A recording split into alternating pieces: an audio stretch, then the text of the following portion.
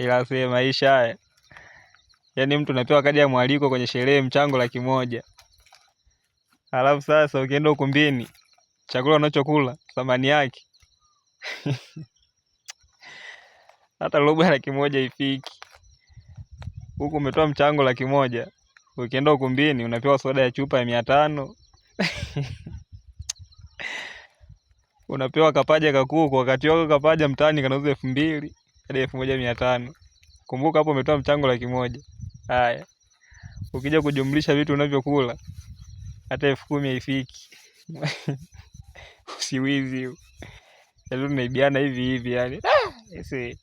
Alafu mtu anapewa kadi ya mwaliko mchango 100,000 na hivyo ipo mbele mbele kutoa mchango. Yaani anasahau kama anaibiwa. Utapeli.